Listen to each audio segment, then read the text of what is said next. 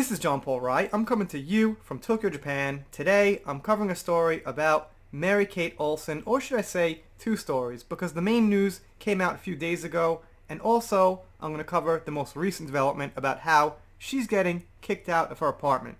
So, here we go. MaryKate Olsen is splitting up from her husband, Oliver Sarkozy, and things are already getting nasty.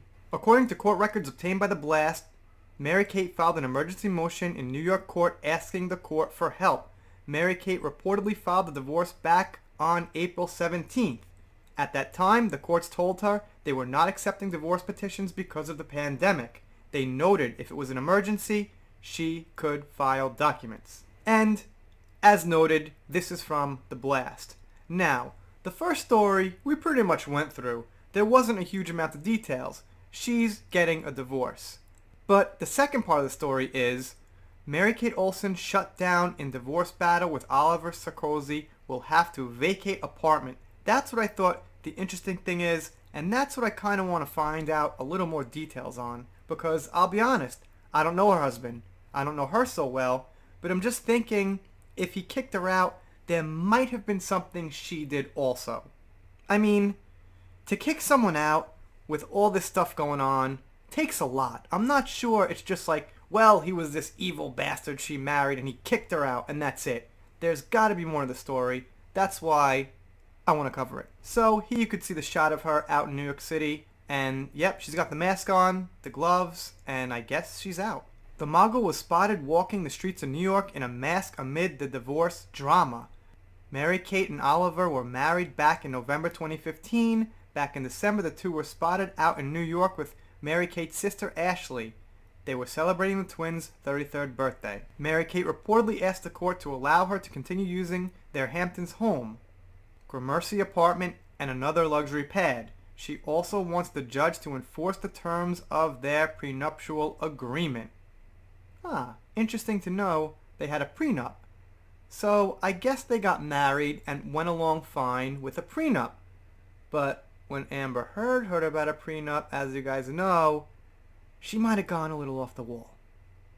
Let's keep going. In court documents, MaryKate says she can't get out by the May 18th deadline because of the health crisis, which I suppose is fair. I mean, there's a lot of stuff right now that's just shut down, not really functioning. She filed the court documents to protect her property rights when the divorce petition is accepted. Once the divorce is filed, an automatic stay is put in place prohibiting the parties from selling property. MaryKate is pleading with the court to allow her divorce to go forward amid the crisis. She is ready to legally end her 5-year marriage ASAP. And here is a statement from Kate herself. She added, "I am petrified that my husband is trying to deprive me of the home we have lived in, and if he is successful, I will not only lose my home, but I risk losing my personal property as well." I'm not sure why that is. I thought people get a divorce and take their stuff with them, but okay. In docs, she accused her estranged husband of terminating their lease without telling her.